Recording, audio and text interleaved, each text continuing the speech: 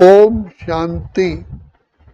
शिव बाबा पतित पावन दुख हरता सुख करता, जिनको मुक्तेश्वर पाप कटेश्वर सदगति दाता कल्याणकारी कहा जाता है और हैं भी प्रैक्टिकल में। तो पिता आकर के हम बच्चों को अपना गोद का बच्चा बनाते हैं।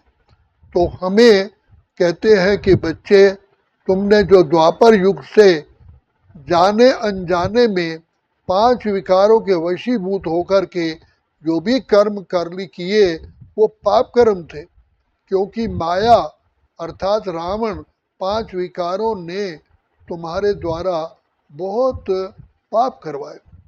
अब बाप कहते हैं उन पाप कर्मों को भस्म करने का केवल एकमात्र तरीका है, वो मेरी याद है।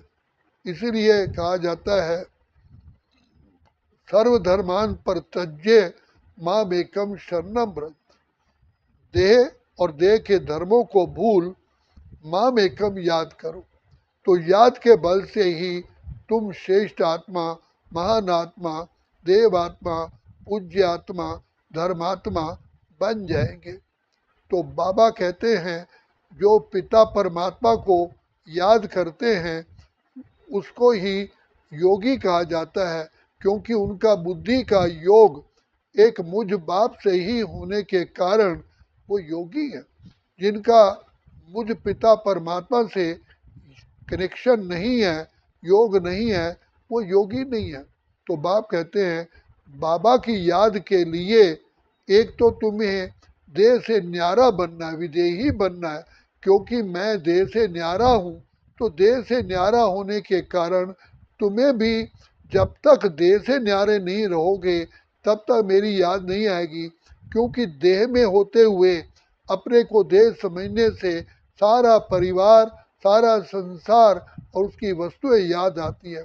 तो सबसे पहला आप कहते हैं बच्चे तुम विदेही बनो। जैसे बिजली की तार में करंट लेने के लिए उसके ऊपर से रबड़ को हटाना, जिसे इंसुलेशन कहते हैं, अति आवश्यक है। इसीलिए सबसे पहला मुख्य नियम है अपने को देह से न्यारा बनाना।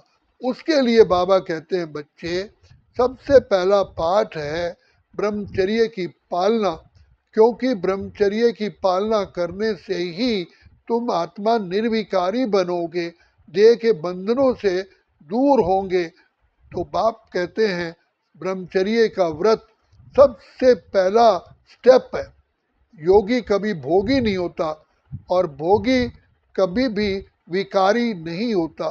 इसलिए सबसे पहले बाप कहते हैं अपनी दृष्टि, वृत्ति, स्मृति, कृति, आचार, विचार, व्यवहार श्रेष्ठ बनाओगे तो वो बनता है आत्मिक स्मृति से और ब्रह्मचर्य व्रत की पालना से। तो बाप कहते हैं पहला नियम है ब्रह्मचर्य की पालना। दूसरा है शुद्ध भोजन, क्योंकि जैसा हम आहार ग्रहण करते हैं उसी का ही हमारे ब्रेन पर इमीडिएटली इफेक्ट होता है, प्रभाव पड़ता है। तो इसलिए बाबा कहते हैं सात्विक भोजन ही ग्रहण करना है, क्योंकि तामसिक भोजन खाते ही एकदम बुद्धि में तमो प्रधानता आ जाती है। तो बाप कहते हैं तुम मेरे लाडले बच्चे हो। जैसे मंदिर में, गुरुद्वारों में कभी भी प्याज, लहसुन, अंडा, मीट, तंबाकू आदि कभी नहीं ले जाते। और जब भी नवरात्रे होते हैं, देवियों की पूजा करते हैं, तब भी इन सब तमोगुणी चीज़ों का सेवन नहीं करते। तो बच्चे पहले शुद्ध भोजन, सात्विक भोजन, जैसा भोजन खाएंगे वैसा, जैसा खाया अन्न वैसा हो गया मन। और तीसरा बाप कहते हैं दैवी गुणों की धारणा करो, क्योंकि जब तक दैवी गुण धारण नहीं होंगे, अगर मान लो आपसे कोई थोड़ा सा भी पाप हो जाता है तो वो पिता परमात्मा से कनेक्शन जुटने ही नहीं देगा, क्योंकि बार बार वो बात सताती है। इसलिए दैवी गुणों का होना अति आवश्यक है। जब दैवी गुण होते हैं तो पिता परमात्मा की याद अपने आप ही आती है, सताती है।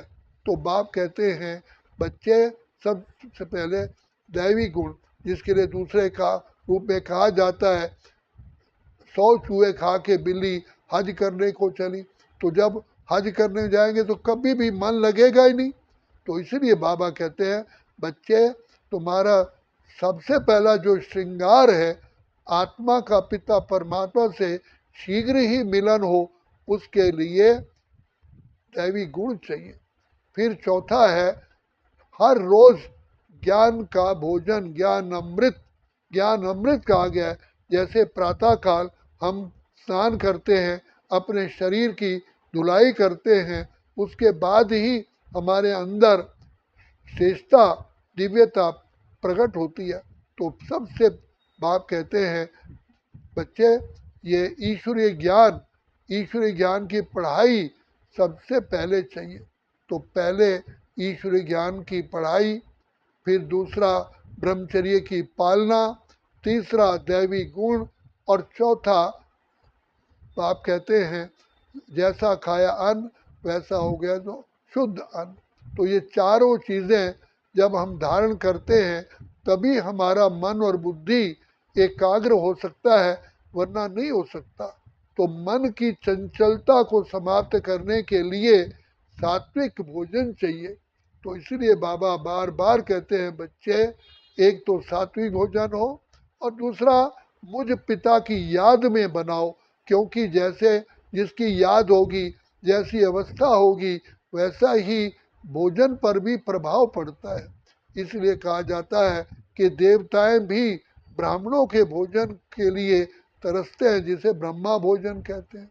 और भोजन करने से पहले शिव बाबा को स्वीकार कराओ, क्योंकि जो खिलाने वाला है, जो हमारा प्राणों का प्राणेश्वर है, जो हमारा वास्तविक माता पिता है, जो मुक्ति जीवन मुक्ति दाता है, जो भाग्य विधाता है, जिसने हमें ये मनुष्य जन्म गिफ्ट में दी है, उसी को सबसे पहले भोग स्वीकार करा करके बाबा की याद में ही भोजन करने से हम आत्माओं के अंदर अपने आप ही श्रेष्ठ विचार उत्पन्न होते हैं।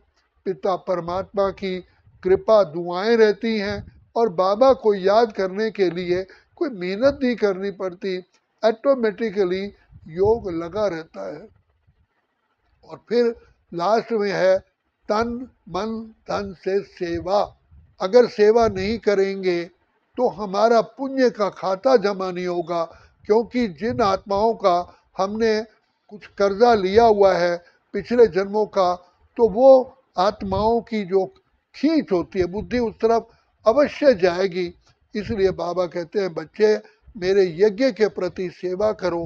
तन मन धन से जो सेवा करते हैं उनका ही शिव बाबा के यज्ञ से प्यार होता है। तो ये सब बातें बाबा कहते हैं योगी जीवन के लिए अति आवश्यक है, क्योंकि पुण्य का खाता जमा करने के लिए कहते हैं दे दान तो छूटे ग्रहण। जब तक ज्ञान का दान, स्थूल वस्तुओं का दान, स्थूल धन का दान नहीं करोगे, तब तक ये माया का जो ग्रहण है, जो हिसाब किताब है, वो चुकता नहीं होता। तो बाप इसमें मददगार बनते हैं। बाबा कहते हैं जो भी तुम्हें करना है मेरे यज्ञ के प्रति करो, तुम अपनी मन की इच्छा से कहीं भी नहीं करो, क्योंकि इसका प्रभाव होता है जिसको दान दोगे तो जो वो दान को जिस प्रकार खर्च करेगा उसका भी इफेक्ट तुम्हारे ऊपर होगा। अगर तुम्हारा धन दिए हुए से कोई जुआ खेलता है, शराब पीता है, तो उसका पाप कर्म का बोझा भी तुम्हारे ऊपर होता है। इसलिए कहा मीट खाने वाला ही केवल पाप का भागी नहीं है, जिसने पैसे दिए, जो हत्या करता है, जो मीट खरीद के लाता है, जो पकाता है, जो सर्व करता है, सारे ही उस कर्म में लिप्त होते हैं। तो ये पाप कर्मों का खाता जमा होता है। इसलिए योगी जीवन के लिए श्रेष्ठ आचार व्यवहार चाहिए और रोज ज्ञान की मुरली, ज्ञान का भोजन, आत्मा का भोजन खाएंगे, जिससे बाप की कदम कदम पर हमें श्रीमत मिलती है और उस श्रीमत अनुसार ही हमारी दैवी जीवन बनती है, शेष जीवन बनती है और बहुत सुखदायी जीवन बनती है और हम मेहनत से बच जाते हैं। क्योंकि हमें क्या करना है, बाबा हर चीज़ के लिए हमें स्पष्ट प्रेरणा देते हैं, स्पष्ट हमारे सामने ज्ञान है। इसलिए बाबा कहते हैं बच्चे तुम इन सब बातों का ध्यान रखोगे तो तुम्हारा बुद्धि योग बाप से सदा जुटा रहेगा। तुम कर्म योगी, सहज योगी, राज योगी, निरंतर योगी बन जाओगे और इसी से ही कदम कदम पे हमारी हमारा खजाना जमा होता है। क्योंकि एक सेकंड भी बाबा को याद करने से पद्मों की कमाई जमा होती है और व्यर्थ का खाता समाप्त होता है। अगर बाप को याद नहीं करेंगे तो व्यर्थ बातें ज़रूर आएंगी, इसलिए व्यर्थ के खाते से भी बचते हैं और कमाई भी जमा होती है।